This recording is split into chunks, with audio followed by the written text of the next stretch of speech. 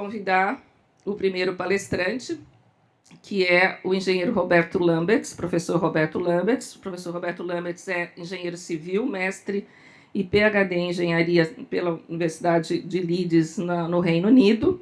Ele é gaúcho, vocês vão ver que ainda tem um sotaque, embora ele esteja há muitos anos radicado em Florianópolis como professor titular do Departamento de Engenharia Civil da Universidade Federal do Rio Grande do Sul, sendo coordenador-geral do LABE, que é o Laboratório de Eficiência Energética das Edificações, que é um dos maiores centros no Brasil na área de eficiência energética em edifícios, né? E a gente encomendou para ele uma palestra que, como gaúcho, ele mostrasse muito o lado da eficiência energética e desempenho térmico nas zonas bioclimáticas do Rio Grande do Sul, embora ele vá dar uma conceituação geral para vocês. Muito obrigada. Vamos passar, então, para o professor Roberto Lamberts.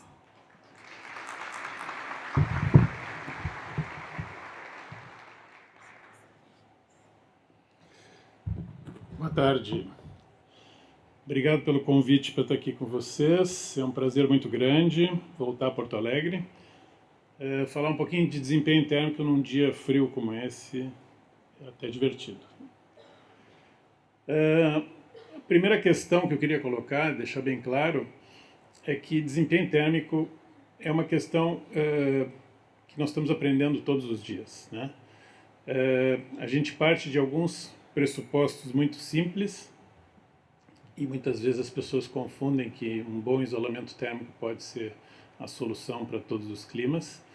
E o que eu quero colocar para vocês aqui é um pouquinho do histórico de desempenho térmico de climas frios e de climas quentes, e no fundo a gente está no meio disso. A gente tem invernos frios e verões quentes aqui no sul, né?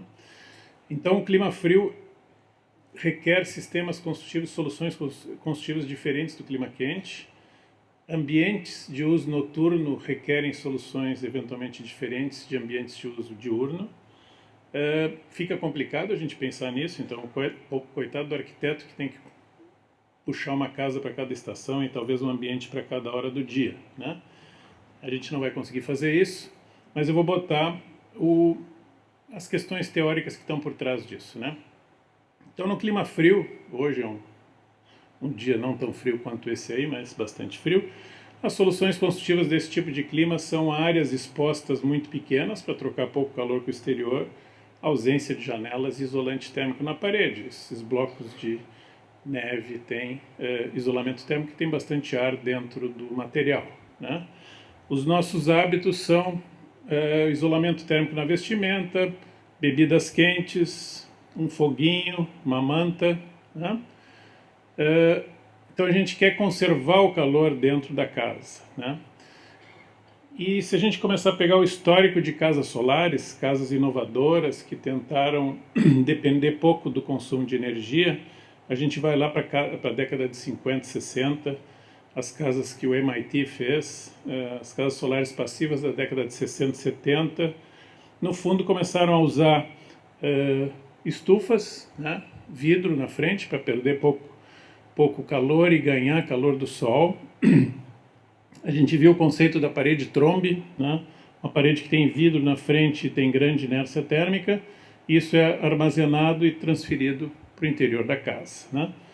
A gente começou a ver estoques de energia, porque aquele problema, o sol está de dia, mas não está de noite. Então, como é que a gente pode estocar o calor do dia para a noite?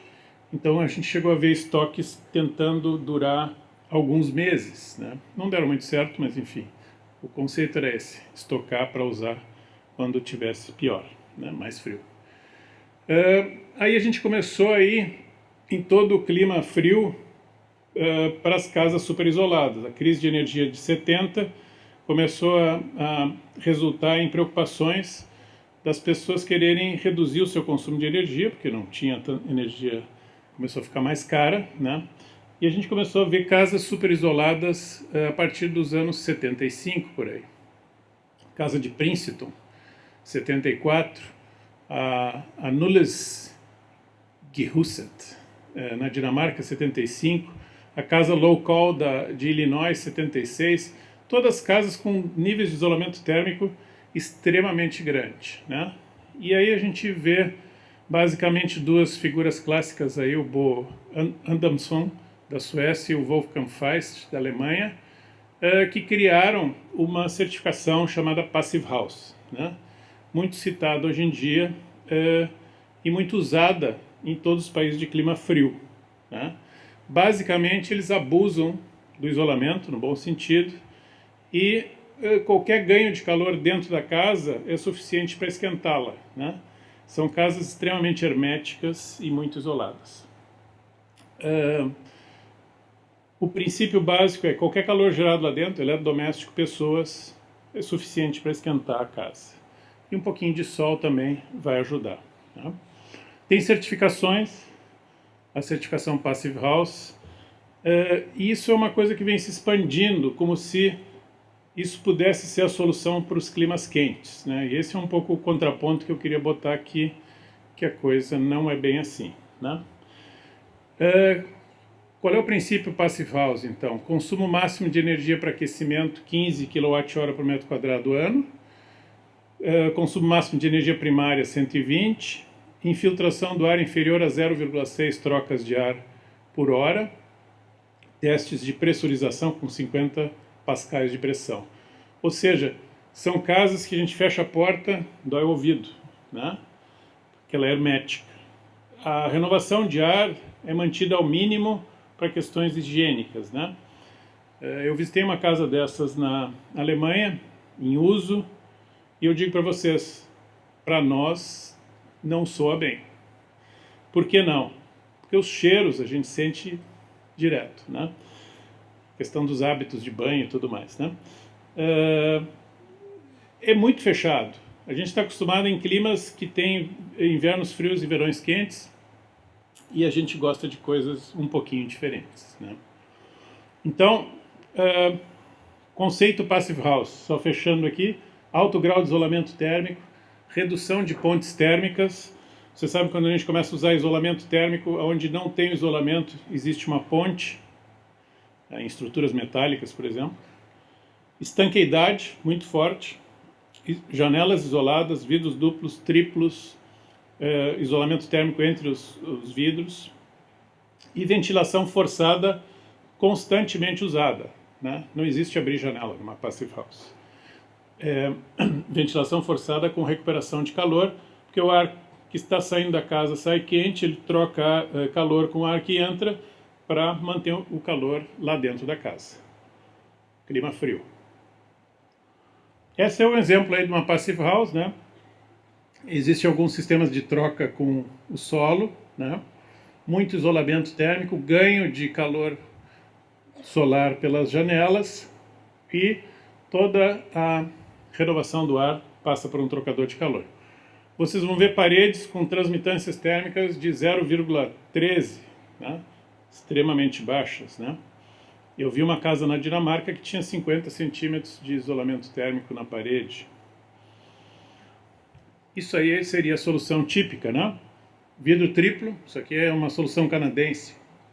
Vidro triplo, muito isolamento na parede.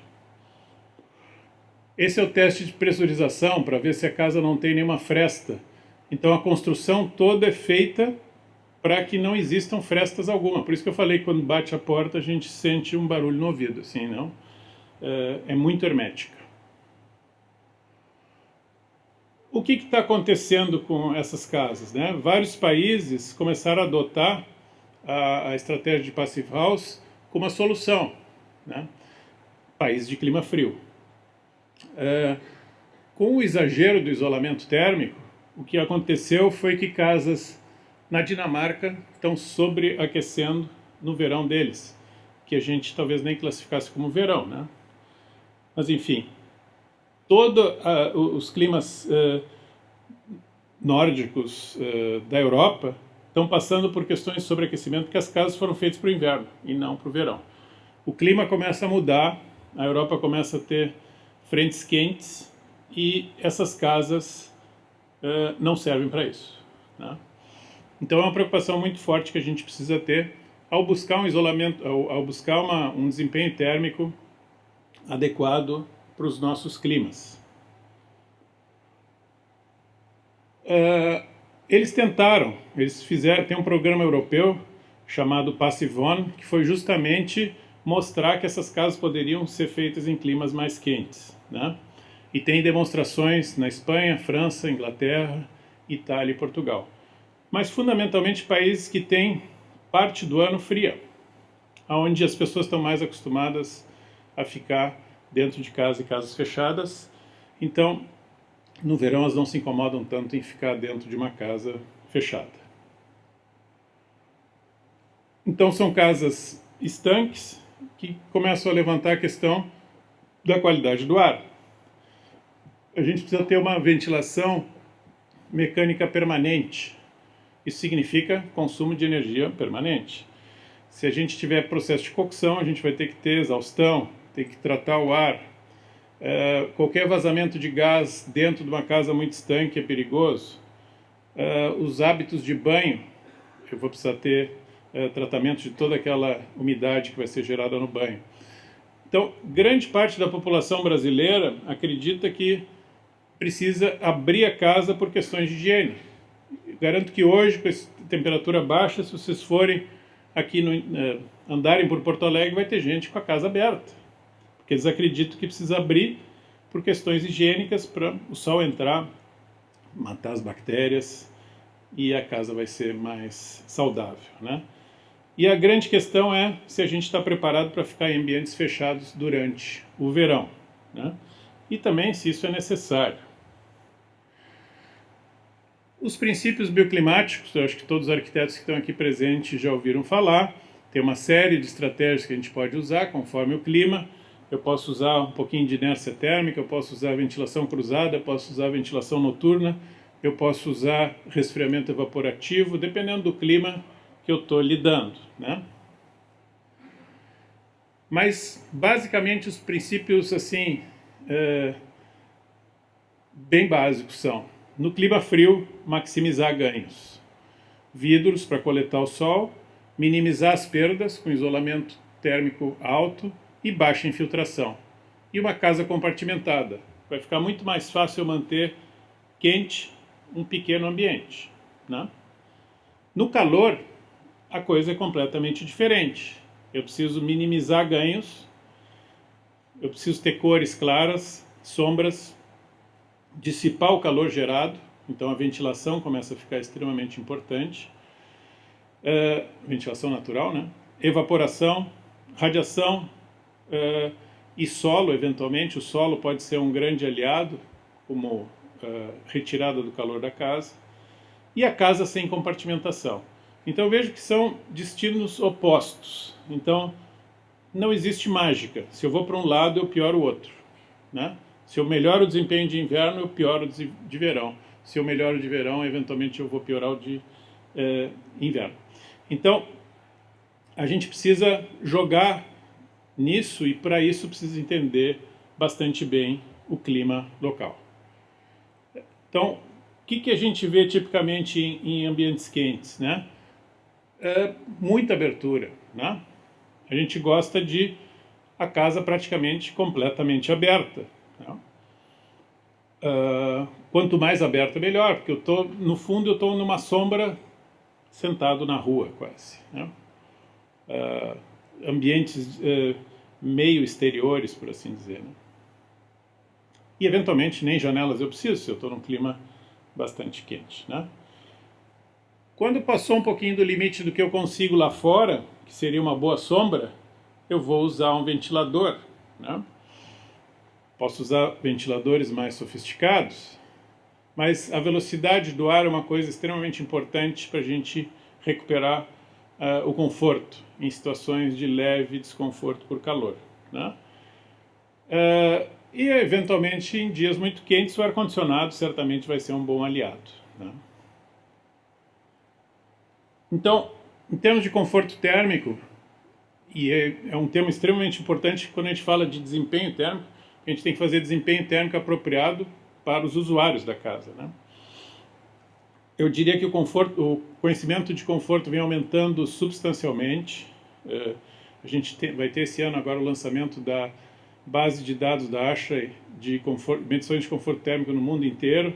Ela está aumentando substancialmente, ela cresceu 10 vezes. O Brasil, pela primeira vez, vai estar lá dentro, né? com dados que a gente mediu, porque a gente precisa ouvir a população local. A gente precisa entender como é que as pessoas se sentem confortáveis. As pessoas se adaptam ao clima local e elas adaptam as casas delas à sua forma de sentir conforto, né? As pessoas estão ficando viciadas em ar-condicionado. Isso começa a ser um problema, porque a gente começa a ter adolescentes querendo dormir a 17 graus, com edredom no verão, né? Tem algo errado aí, né? A gente precisa entender melhor e, eventualmente, conseguir mudar esses hábitos, né? As pessoas estão migrando direto do zero para o ar-condicionado, não estão passando pelo ventilador. E o ventilador seria um grande aliado para reduzir um pouquinho do consumo de energia. Nós estamos aquecendo muito no inverno e resfriando muito no verão. Então, se vocês forem visitar a Dinamarca, vocês vão ver pessoas de manga de camisa com 24 graus dentro da casa, enquanto lá fora está menos 10. Se vocês visitarem um adolescente em Manaus, talvez ele esteja com 17 graus dentro do dormitório dele, com edredom, enquanto lá fora está 30 graus, né? Precisamos entender melhor isso, porque não adianta a gente querer fazer casas para pessoas que não existem. A gente tem que fazer casas com desempenho térmico que vai funcionar para aquelas pessoas que vão usá-las, né? Normalização e conforto térmico, o Brasil ainda está um pouco atrasado. Se vocês pegarem a norma de ar-condicionado, a 16401, ela é um pouquinho antiga já. Ela está em revisão já faz uns 3 anos. E há 3 anos eu fiz uma proposta para eles de alinhar a 16401 com a ASHRAE 55, que é a norma americana, a norma mais evoluída em termos de conforto térmico. Isso foi aceito, mas infelizmente tem a parte 1 e a parte 3 que eles têm que terminar a revisão para botar em consulta pública. Acreditamos que esse ano deve entrar em consulta pública, e essa é uma norma que dá um salto bastante grande, possibilitando soluções inovativas de conforto térmico. Ambientes com maior velocidade do ar e, eventualmente, com set points não tão baixos, né? Esse conhecimento vem evoluindo muito ao redor do mundo. Isso aqui é uma pesquisa de Berkeley,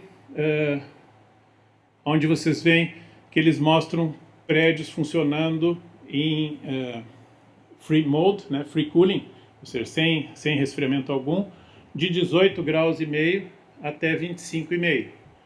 Então, por que a gente teima em condicionar o prédio a 22, a 23? A gente poderia ser mais flexível. Se a gente fosse mais flexível, a gente economizaria um bocado de energia, né? Daqui para cima eu posso usar ventiladores de teto. Daqui para cima, eventualmente, ventiladores pessoais. Então tem toda uma linha de condicionamento pessoal, e a gente deve ver muitas coisas acontecendo aí em termos de roupas melhores e de equipamentos personalizados, para que o ambiente todo não precise ser tão estritamente condicionado quanto a gente teima em ter hoje, né? Isso aqui são pesquisas de campo mostrando pessoas confortáveis com temperaturas extremamente altas, mas com velocidades mais altas, né? E aqui é um estudo da Califórnia também mostrando algumas cidades do mundo quanta economia de energia eu poderia ter se eu aumentasse um pouquinho essa banda de conforto, né? Essa aqui é a parte da sugestão da 16401 que a gente apresentou, que no fundo está baseado em estudos de campo que a gente fez aqui, onde a gente vê pessoas confortáveis a 28 graus. Depende muito da temperatura externa, da média da temperatura externa. Então, obviamente, no Nordeste vai ser diferente do que aqui no Sul, né? Mas aqui no Sul, também durante o verão, as pessoas começam a se acostumar com as altas temperaturas externas, né? E o usuário, né? O comportamento térmico do usuário influencia o desempenho térmico do edifício. Isso é uma coisa que precisa ser entendida melhor. Os edifícios poderiam ser a prova de usuário? Isso é o sonho do pessoal que faz automação, né? Eu acho que não, né? O usuário quer ter o domínio da casa. Soluções como, por exemplo, foram feitas depois da década da crise do petróleo na Inglaterra, com edifícios onde as janelas eram trancadas, geram revolta dos usuários. Eles querem ter domínio sobre isso, querem poder se adaptar, né? Então, eu não vejo isso como uma possível solução, né? Isso aqui é uma casa que a gente fez lá em Florianópolis em 2005, já é uma casa bastante velha, feita no pátio da Eletrosul. Se vocês quiserem visitar, ela está aberta à visitação. É só entrar no site da Eletrosul e procurar o 0800 lá e marcar a visita. É velha, mas ainda tem os conceitos interessantes, né? Ela tem geração fotovoltaica no telhado, tem 2 kW no telhado, aquecimento solar, telhas cerâmicas claras que refletem a radiação solar, teto jardim, orientação adequada, vidro duplo, isolamento nas paredes, parede cerâmica, enfim, tem um monte de coisas interessantes, aproveitamento de água da chuva e tudo mais. No site do Labier vocês acham 4 livros publicados sobre o desempenho dessa casa, né? E o que a gente vê? Uma casa feita com muita inércia térmica e isolamento térmico, né? Vocês vão ver aqui a linha vermelha, essa aqui é a flutuação da temperatura externa, né? E a linha clarinha aqui no meio é a temperatura interna da casa. Então vocês veem que a temperatura interna praticamente não flutua, porque ela tem muita inércia térmica, né? E era isso que se esperava, né? Enquanto lá fora está muito quente, aqui dentro está mais fresquinho. Se eu faço ventilação diurna nessa casa, o que acontece? Eu começo a puxar a temperatura interna para perto da temperatura externa, porque eu estou trazendo ar da rua. Então, obviamente, eu vou aumentar a temperatura da casa, né? Isso a gente viu, inclusive, com uma faxineira que foi limpar a casa num dia que tinha 35 graus. Ela abriu toda a casa, das 9 da manhã até as 3 da tarde, e transferiu 35 graus para dentro da inércia da casa. Levamos alguns dias para conseguir tirar o calor que foi estocado dentro da casa. Então, se vocês vão fazer uma casa com inércia térmica, vocês têm que ensinar o usuário a usá-la, senão vai ser uma catástrofe, né? Então nós temos que pensar muito como as pessoas usam as casas, para aí desenvolver soluções construtivas adequadas àquele usuário. Aqui, se eu faço ventilação noturna, se eu tenho uma casa com inércia térmica, a melhor coisa é ventilar de noite. De noite está frio lá fora, então eu começo a reduzir a temperatura interna, né? Esse é o comportamento ideal. Mas se o usuário não entende isso, vai ser uma catástrofe, né? Então, a grande pergunta constatação, né? A gente precisa treinar os usuários a usar a casa. Claro, a gente vende uma casa, que é uma coisa complexa, bem mais cara que um carro, a gente tem que dar um manual de como ela funciona e como deveria funcionar e como ela pode ser mais eficiente ao ser operada, né? Mas a questão é, será que eles vão aceitar? Será que eles vão ler o manual? Será que eles precisam de treinamento? Será que a gente pode construir casa à prova do usuário? De novo, eu acho que talvez seja um pouco difícil. Mas com o desenvolvimento da IoT, Internet das Coisas, certamente a gente vai começar a poder fazer com que a casa se comunique mais com o usuário e ele possa eventualmente usar esses sinais para mudar o seu comportamento. A gente nunca vai conseguir obrigá-lo a fazer isso, mas a gente pode municiá-lo de informações para que ele entenda melhor o desempenho da casa e como ele poderia operar melhor a mesma, né?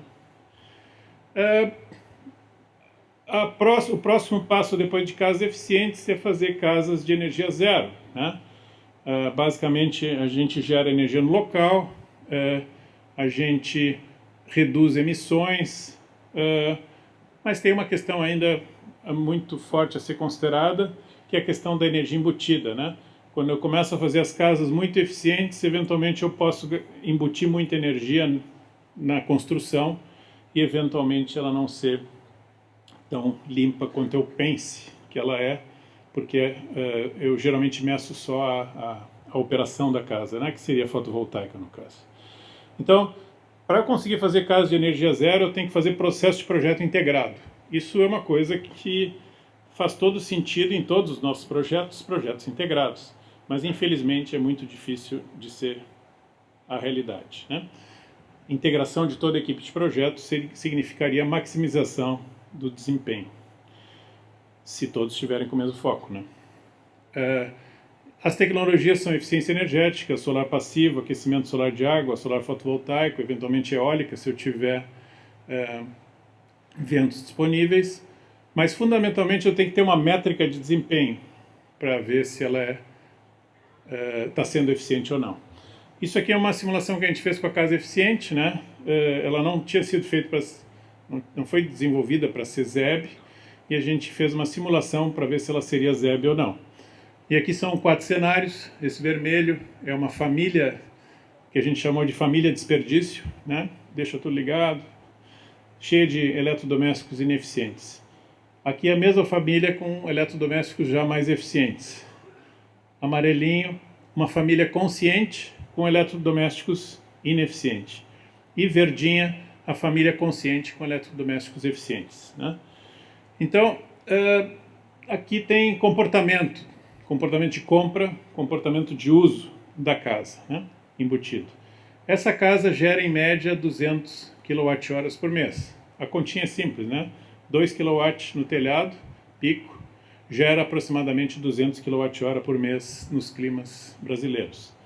Florianópolis é o pior clima do Brasil em termos de disponibilidade de sol. Por isso que a gente tem uma pesquisa forte lá, porque a gente diz que o que funciona lá funciona para o resto do Brasil. Nos meses mais ensolarados, a gente gera mais energia, nos menos ensolarados, menos energia. Mas, na média, essa casa da família consciente e equipamentos eficientes seria uma casa de energia zero. Depois a gente fez uma outra casa, aí já estamos indo para a competição de Fórmula 1, que é a Solar Decathlon, né? Essa aí a gente levou, foi a casa brasileira em Madrid, em 2012, né?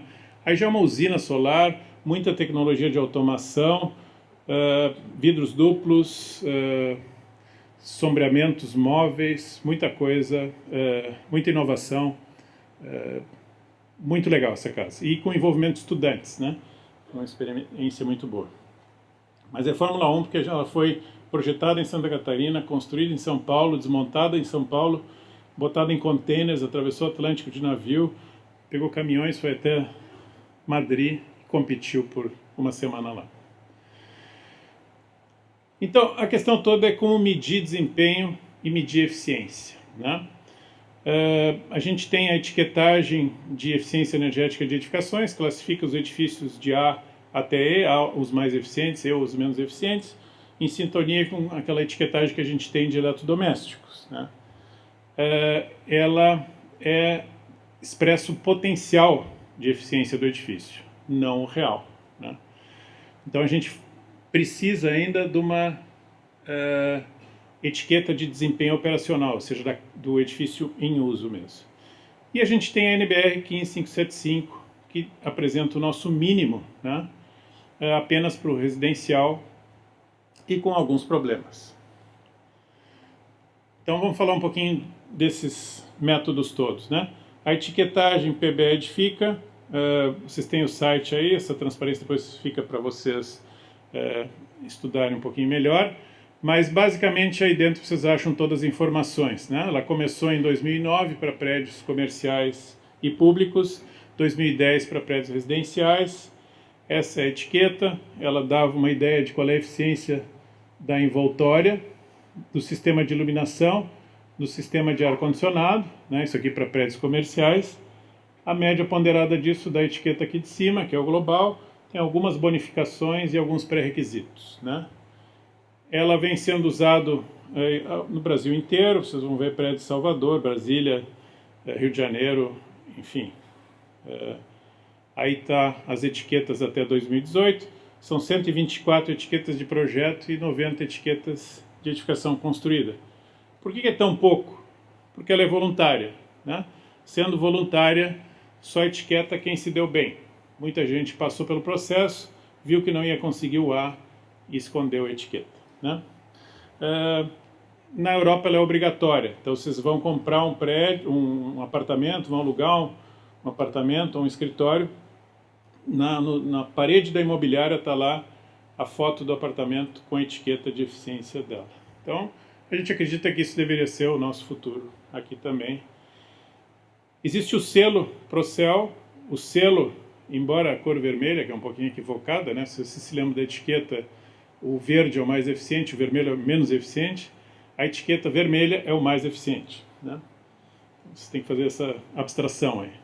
Mas ela é dada para quem é AAA, ou seja, A em envoltória, A em iluminação e A em ar-condicionado. Então, é uma premiação para os top de linha, né? Houve uma parceria do Procel com o LEED, então quem tem selo Procel já passa automaticamente no pré-requisito de energia do LEED, que acaba sendo a ASHRAE 90.1, né? Como a nossa norma tem um pouco de sintonia com a 90.1, essa equivalência foi fácil de obter. Depois a gente tem a etiqueta residencial. A residencial já avalia a nossa envoltória desempenho de verão, com ventilação natural, o desempenho de inverno, quando condicionado, o aquecimento de água, que é um uso final muito importante, e ela informa aqui a eficiência quando o prédio está com condicionamento de ar. Ou seja, eu posso ter um prédio que funciona muito bem com ar-condicionado e mal com ventilação natural, e vice-versa, né? Por isso que eu digo que a gente precisa cada vez mais entender como é que as pessoas usam as casas para fazer casas mais apropriadas para elas. Aqui, basicamente, o que a gente tem é um domínio total de São Paulo no mercado aí. Depois vocês vão conhecer o Fábio, que foi um dos que apoiou aí essa iniciativa. A gente tem 4.500 etiquetas nas duas etapas, né, a primeira etapa seria a etiqueta de projeto e a segunda etapa é quando o prédio é construído, né, para ver se ele foi entregue conforme prometido durante o projeto. Esse aí é um empreendimento lá da Tecnisa, que é certamente um grande empreendimento residencial dos últimos tempos. Todos os apartamentos são A. Esse aqui são outros lançamentos de quando a gente lançou a etiqueta, né, a Casa Eficiente também ganhou a etiqueta, enfim, alguns outros prédios. Como é que se obtém a etiqueta? Basicamente existe um organismo de inspeção acreditado pelo Inmetro, que é uma fiscalização de terceira parte, para garantir que aquilo foi feito adequadamente, né? Esse organismo de inspeção, ele é acreditado pelo Inmetro, inspecionado pelo Inmetro, para garantir que ele faz as coisas sempre iguais e a métrica que ele usa é consistente. E a nossa experiência durante esses anos de operação da etiqueta, que já são quase 8 anos, nos diz que ele funciona muito bem para prédios comerciais grandes e conjuntos residenciais grandes, né? Quando a gente vai para casas pequenas e prédios comerciais pequenos, usar um organismo de inspeção fica muito caro e a ideia é que a gente comece a trabalhar na acreditação de pessoas, né? Então, para lidar com residências e com pequenos comércios, seriam pessoas acreditadas e não organismos de inspeção acreditados, e com isso reduziria o preço, né? A nova etiqueta, essa aqui vai passar em consulta pública esse ano, ela está na mesa do presidente do Inmetro nesse momento. Aliás, já faz um mês e ele não desovou ela ainda, mas enfim. O que mudou aqui? Mudou que a gente está indo para consumo de energia primária, que é a única forma de eu somar a eletricidade com o gás, e a gente está informando o consumo esperado da unidade habitacional, consumo de energia elétrica e consumo de gás, né? Porque as pessoas reclamaram muito em vários países do mundo de que as etiquetas tinham pouca relação com as contas dela, então a nossa ideia é cada vez chegar mais perto da conta de energia das pessoas. Aqui é o desempenho global de todo o apartamento, aqui é da parte de envoltória, aqui é geração de energia local, já preparando para uma etiquetagem ZEB, uso eficiente de água, emissões de CO2, então a gente começa a botar a emissão de CO2 já da parte energética, não ainda da embutida, mas o caminho vai nessa direção, né? No futuro a gente deve ter emissões, inclusive, do que os nossos materiais que estão lá dentro da obra têm. Essa aqui é a nova etiqueta do residencial, ela deve sair mais para o final do ano também. Ela já inova dando uma métrica de percentual de horas de conforto dentro da residência, né? Conforto entendido por uma faixa de variação de temperaturas, né? Então, a gente entra mais em sintonia com o que as pessoas vão perceber ao usar o edifício na realidade. Também tem CO2, também tem eficiência de água e também tem geração de energia local. Um dos problemas que a gente viu, a gente e o resto do mundo, né, é que esses prédios que eram certificados LEED, que tinham etiqueta, começaram a entrar em operação e não tinham o desempenho esperado. É o que a gente chama de performance gap, né? Esse aqui é um estudo que a gente fez em São Paulo, de alguns prédios desses prédios certificados, né? E vocês veem que tem alguns que consomem muito mais do que foi projetado. Alguns estão melhores, mas a imagem está mais para o vermelho do que para o verde, né? Isso não é só aqui, nos Estados Unidos aconteceu coisas semelhantes e as pessoas começam a questionar um pouquinho essas certificações. No fundo, essas certificações são certificações de potencial. Depois que eu começo a operar o edifício, eu tenho que ter outra métrica para acompanhar que ele está sendo bem operado. Eu posso dar um carro super eficiente na mão de alguém que tem o pé pesado e ele não vai ter o desempenho bom, né? Então, no fundo, aí a gente tem eventualmente algumas Ferraris que foram colocadas na mão de motorista de caminhão. Para isso, a gente precisa ter uma outra métrica. Essa métrica a gente vem desenvolvendo dentro do CBCS, Conselho Brasileiro da Construção Sustentável, que eu também trabalho lá, o desempenho energético operacional. Vamos falar da norma de desempenho térmico, então, aqui em 575, que vai entrar em revisão. O fundamental dela é estabelecer desempenho térmico mínimo para edificações residenciais em distintos climas. Quando ela foi lançada,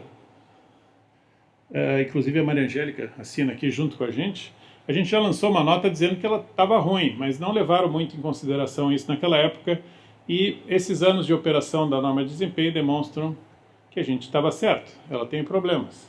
Mas tudo dá para arrumar. Eu acho que o bom da norma de desempenho é que ela entrou em operação, as pessoas começaram a entender a necessidade de especificar desempenho e agora é só a gente ajustar isso, e o Fábio deve falar um pouquinho dessa tentativa que a gente vai fazer agora esse ano. Aí estão alguns problemas, eu não preciso entrar em detalhes, vocês podem olhar. Mas um deles, certamente, é o zoneamento do Brasil em 8 zonas, a divisão do Brasil em 8 zonas, né? Aqui uma simulação de uma casinha simples aí que a gente fez, e aqui são para 410 cidades brasileiras, né? Onde eu estou quantificando o desconforto por frio e por calor.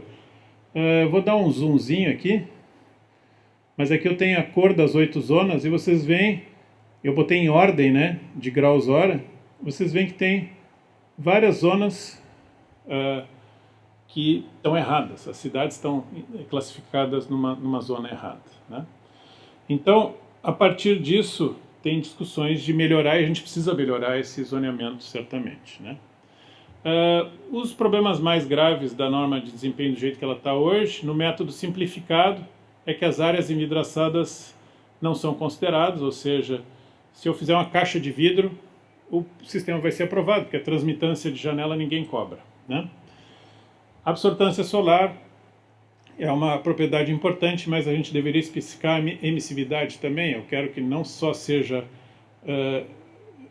que reflita a radiação solar, mas também que emita ela. Então, uma pintura branca é melhor do que alumínio. Seria a melhor comparação para isso aí. Sistemas leves não passam, né? Tem problemas no método de simulação, não vamos gastar muito tempo com isso. E a nossa proposta é alinhar aqui em 575 com a etiquetagem. As duas estão saindo junto esse ano, a revisão daqui em 575, a etiquetagem residencial nova, e faz todo sentido a gente alinhar, né? A ideia basicamente é que o nível C seja o mínimo, o B seria o intermediário e A o nível superior da norma de desempenho. Então uma parte da etiqueta migraria para dentro daqui em 575. O que a nossa etiqueta dá? Ela dá consumo de resfriamento, consumo de aquecimento, consumo de água quente e horas de conforto. Ela tem 3 métodos: prescritivo, simplificado, que são redes neurais que a gente treinou, e simulação computacional. E a ideia certamente é levar, talvez o prescritivo, mas o simplificado para dentro da 15575 seria um avanço muito grande, porque redes neurais que eu treino bem, elas aprendem e elas dão respostas muito rápidas, eu não dependo tanto da simulação, né? Teve vários avanços, a forma com que a gente opera o prédio nas simulações que a gente está fazendo para etiquetagem. A gente assume que o ar-condicionado só é ligado acima de 26 graus e abaixo de 16 para esquentar, mas quando ele é ligado ele vai ser operado a 23 e a 18, né? E o nosso entendimento de horas de conforto é 18 a 26. Isso é o real, é o mais perto do real que a gente chegou, porque a gente não conhece a realidade, a gente tem poucas informações de mercado, a gente vem tentando entender melhor como as pessoas usam as casas, né? Essa é a etiqueta nova, que eu já mostrei para vocês. Ela vai entrar em consulta esse ano, então tudo poderia acontecer em sintonia com a 15575, e as redes neurais são muito interessantes, porque a gente pode incorporar elas no BIM, a gente pode rodar num app de celular, e a gente conta certamente com o suporte do Procel, que tem interesse em que as duas coisas usem a mesma métrica, né? Falando do zoneamento, isso aqui é um trabalho desenvolvido pelo professor Maurício Roriz, que infelizmente já nos deixou, mas ele conseguiu compilar uma base de 4.500 estações climáticas distribuídas no Brasil. Na primeira versão da norma de zoneamento a gente tinha só 400, então tem uma evolução bastante grande. E ele apresentou uma proposta onde o Rio Grande do Sul, pena que ficou pequenininho, mas tem várias zonas agora, né? Vocês vão ver 1, 2, 3, 4, 5. Começa a ficar um pouquinho melhor, porque a gente está falando em dividir o Brasil em 24 zonas, né? Então eu tenho essas aqui e depois eu tenho essas aqui lá na fronteira, né? Mas quando vocês olharem isso aqui, vocês vão ver que ainda temos problemas, né? E eu me dei conta quando eu estava preparando isso para vocês aqui, né? Vocês vão pegar aqui, por exemplo, Canela e Porto Alegre estão no mesmo lugar, na mesma zona, né? Enquanto que Canoas está separado de Porto Alegre, né? A distância não é tão grande. São os problemas da gente lidar com números, né? Então essas coisas todas vão ter que ser adaptadas, e a gente imagina que na discussão do zoneamento climático brasileiro que vem por aí, junto com a revisão da 15575, a gente precisa ouvir grupos locais para melhorar essa divisão do Brasil em climas, né? Aqui uma simulação simplesinha, só para vocês entenderem como é que funcionaria o processo. No fundo, por trás disso tem aquela complicação. A sala da casa é usada tarde e início da noite, os quartos são usados de noite, ou seja, soluções construtivas que eu uso para melhorar a sala podem piorar o quarto, que eu uso para o quarto pode piorar a sala. Essa é a complicação do desempenho que vocês têm que entender. Não existe uma solução boa para tudo, né? Eu simulei esse bloquinho aqui, simples, de 6 furos, com reboco, esse telhado, né? Isso aqui já é melhor do que a referência da 15575, né? Então o que vocês vão ver é que para duas zonas que eu peguei aqui em Porto Alegre e Santa Maria, a gente já obteria desempenho B, ou seja, seria muito melhor que a referência da 15575, né? Facilmente, resultados tirados, né, a partir de uma rede neural que eu rodo instantaneamente numa interface web, né? Aí eu pego agora esse mesmo e pinto a cobertura de branco, né? Eu já consigo chegar em A. Então, o que eu estou analisando aqui? Eu estou analisando combinadamente o dormitório, a sala, e conseguindo melhorar o desempenho global da residência e chegar num desempenho A rapidamente, né? Era só para mostrar para vocês um exemplo simples disso, né? Só para vocês terem uma ideia, algumas noções que são um pouco chocantes, mas uma aluna minha mediu o desempenho térmico de casas populares em Manaus e mediu um telhado de fibrocimento sem forro, que era uma habitação popular, e mediu uma casa de classe média, né? Que tinha telha cerâmica, laje de cobertura, paredes cerâmicas e tudo mais, né? E ela monitorou durante a noite, né? Qual das duas tinha o melhor desempenho térmico para dormir? A de fibrocimento, porque ela perde bastante calor durante a noite, né? Então, se eu vou usar a casa só para dormir, a de fibrocimento sem forro está maravilhosa. Só que durante o dia dá para secar tomates lá dentro, certamente, né? Então, toda a questão da complexidade do desempenho térmico está aliado a isso. Que horas eu vou usar e como eu vou usar a casa, né? Conclusões, então, do que eu falei aqui para vocês. Casas super isoladas são muito apropriadas para clima frio, porém estão superaquecendo mesmo no verão europeu. Então, vamos tomar cuidado com a importação de conceitos, né? Eu fiquei horrorizado quando eu visitei o Passive House Institute na Alemanha e vi eles treinando mexicanos, né? Eu digo, coitados, imagina se eles vão usar isso lá agora. E tem iniciativas de trazer para cá também, né? Então, muito cuidado com isso, porque é uma solução boa para climas frios e mesmo lá eles estão exagerando no isolamento. Climas quentes, o usuário gosta de ventilação. A velocidade do ar pode ajudar a gente a suportar temperaturas mais altas e a manter a casa aberta, que eventualmente é como a maior parte da população vai preferir, né? Só que a gente também tem que observar o vício do ar-condicionado. E aí o centro urbano, a questão do barulho urbano, poluição externa, as pessoas se enclausurando. Então nós precisamos estudar muito melhor como as pessoas estão usando para desenvolver produtos melhores para elas. O usuário influencia muito no desempenho da casa. Se ele souber usar a casa, ela vai ter temperaturas muito diferentes, né? Um exemplo da Austrália, construir uma casa solar super eficiente do lado de uma casa totalmente mediana que tinha, todas as casas da cidade eram iguais. Botaram pessoas a morar nas duas casas, o cara que foi morar na casa de referência entendeu aquilo como uma competição. A casa de referência consumia muito menos energia do que a casa solar super eficiente, né? O usuário faz muita diferença. Se a gente pensa em casas zero, certamente a gente precisa ter o usuário consciente, né? E a gente precisa estudar muito mais os hábitos e eventualmente até como alterá-los, porque eu acho que com mais informação a gente consegue motivar as pessoas a mudar o seu comportamento. A questão de entender os seus impactos ambientais no planeta são importantes. A gente não quer deixar um planeta que os nossos filhos não consigam morar, que os nossos netos vão sofrer muito. Então, acho que a gente tem que partir um pouquinho para essa motivação, para que as pessoas sejam mais conscientes nos seus usos e gastos de recursos naturais, né? A etiquetagem e a NBR 15575 entrando em sintonia, a gente já vai ter o início de um processo que eventualmente pode resultar na etiquetagem compulsória, para que todo mundo tenha o direito de saber qual é a eficiência do produto que está comprando no mercado.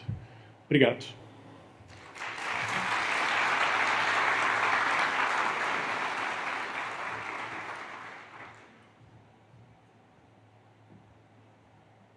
Então, muito obrigado, professor Lamberts, por ter vindo hoje compartilhar esse conhecimento.